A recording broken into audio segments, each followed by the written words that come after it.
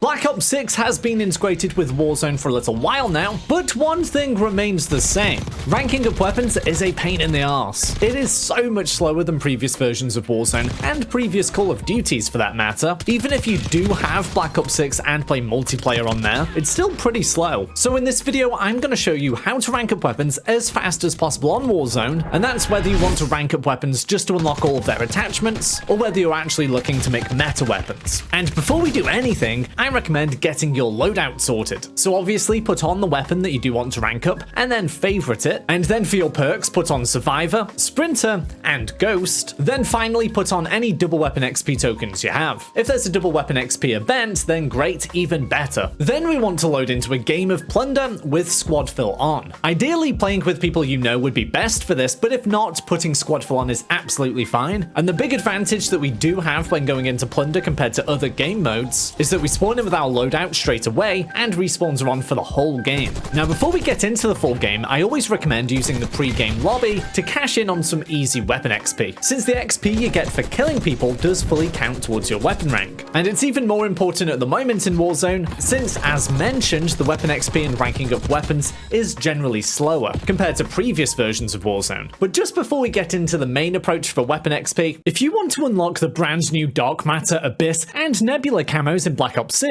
or grind them extremely quickly in bot lobbies, be sure to check out Mitch Cactus. They're the biggest and most reliable in Call of Duty, which will help you grind out the weekly events, camos, and all the unlocks completely legitimately. You can enjoy highly discounted COD points at up to 80% off. They have over 10,000 verified Trustpilot reviews, and you can use code SPRING for 5% off. Okay, now we're in the game, we want to head over to a remote area of the map with lots of contracts, specifically signals intelligence contracts. So this is quite different than a lot of the approaches that we've previously taken on the channel and you may have used yourself. Now the reason we're going to use signals intelligence contracts is because you get good XP from them, but most importantly, you can complete them super quickly, especially when working as a team. One of you can grab the initial contract, while a teammate grabs the other part of it, and you can just end up chaining them together so quickly. And when you actually complete the signals intelligence contract, it ensures you have another contract ready to start just after. As part of completing the signals intelligence contract